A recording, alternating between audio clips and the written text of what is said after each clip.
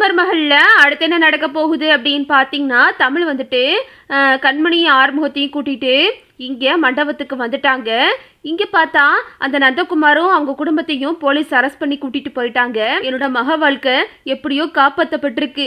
இப்படி ஒரு பொம்பளை பொறுக்கிக்கிட்ட என் புள்ள சிக்காம இருந்துச்சு அப்படின்னு சொல்லிட்டு ராஜாங்க வந்து ரொம்ப சந்தோஷமா இருக்காரு. இன்னொரு பக்கம் அந்த சாவித்திரி வந்துட்டு, அண்ணே இந்த கல்யாணம் நடக்கலைன்னா என்னண்ணே, நம்ம கண்மணியை கூப்பிடுங்கண்ணே.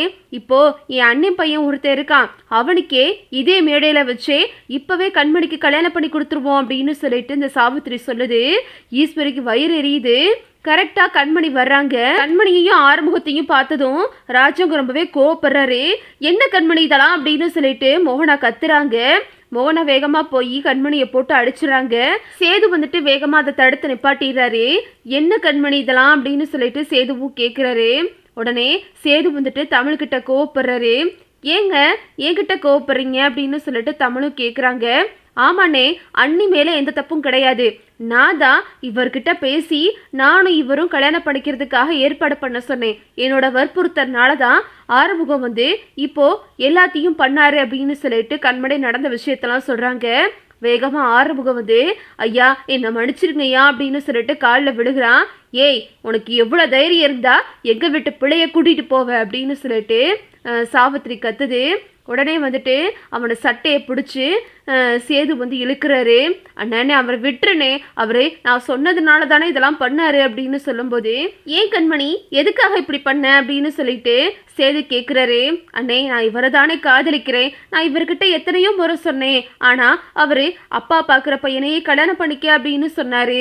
நான் தான் நீங்க தாலி கட்டலை அப்படின்னா நான் செத்துருவேன் அப்படின்னு சொல்லிட்டு இப்போ வற்புறுத்தி அவரை நானே வந்துட்டு கல்யாணம் பண்ணிக்கிறதுக்காக கூட்டிட்டு போக சொன்னேன் அப்படின்னு சொல்லிட்டு கண்மணி சொல்றாங்க.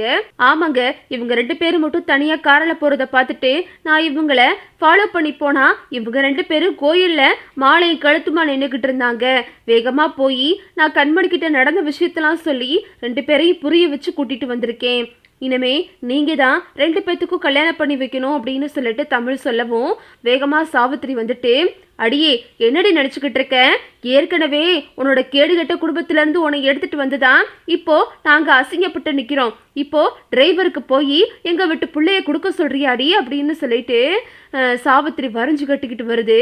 உடனே வந்துட்டு ராஜாங்க சொல்றாரு, கொஞ்சம் இரு சாவித்திரி, எப்படியோ கண்மணி இங்க இருந்திருந்தா அப்படின்னா இந்நேரம் அந்த பொம்பளை பொறுக்கிக்கும் கண்மணிக்கும் கல்யாணம் ஆகிருக்கும். நம்ம கடைசி வரைக்கும் நம்ம கண்மணி வாழ்க்கைய காப்பாற்ற முடியாமே போயிருக்கும். ஆறுமுகத்தினால தான் இப்போ நம்ம பிள்ளையோட வாழ்க்கை காப்பாற்றப்பட்டிருக்கு அப்படின்னு சொல்லிட்டு ராஜாங்கம்மா புரிஞ்சுக்கிறாரு.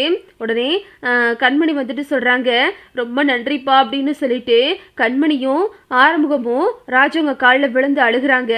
எந்திரிமா, நீ நினைச்ச மாதிரியே ஆறுமுகத்துக்கூடையே கல்யாணம் பண்ணிக்க அப்படின்னு சொல்லிட்டு ராஜாங்க வந்துட்டு கண்மணியோட கல்யாணத்துக்கு ஒத்துக்கிறாரு. அப்புறம் பார்த்தீங்கன்னா சரி சீக்கிரமா போய் 2 பேரும் மணமேடையில் உட்காருங்க அப்படின்னு சொன்னதும் 2 பேரும் போய் மணமேடையில் உட்காடுறாங்க. அண்ணே கொஞ்சம் யோசனை பண்ணி பாருனே, என் அண்ணன் பையன் ரொம்ப நல்ல பையனே, அவனுக்கே நீ கல்யாணம் பண்ணி கொடுனே அப்படின்னு சொல்லிட்டு சாவித்திரி சொல்லுது.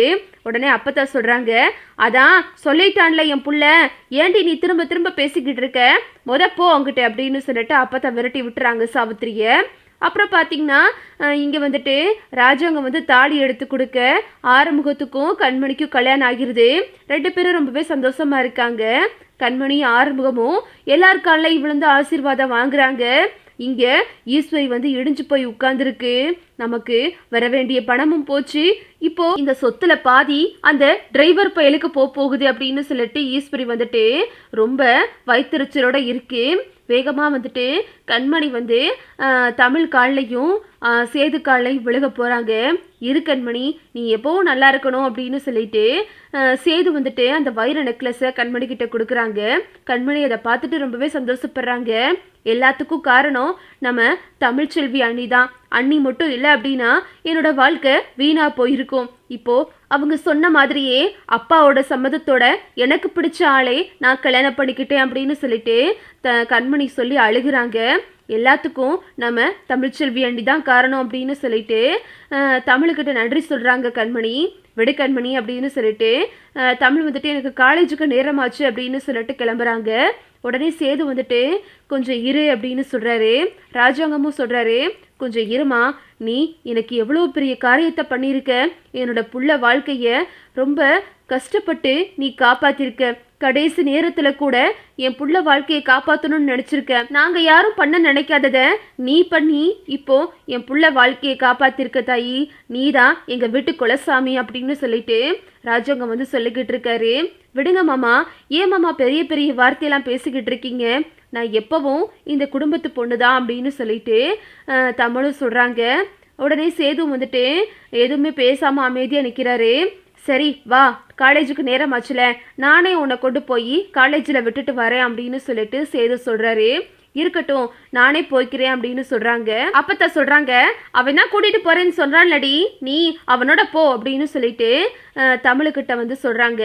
சரிங்க அம்மாச்சி அப்படின்னு சொல்லிட்டு தமிழும் ஒத்துக்கிறாங்க சேது கூட போறதுக்கு.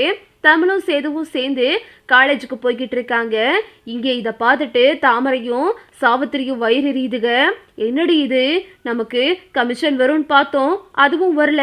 கடைசியில் எங்கள் அண்ணனே இப்போ அந்த தமிழ்ச்செல்வி கிட்ட நன்றி சொல்ற மாதிரி வந்துருச்சு.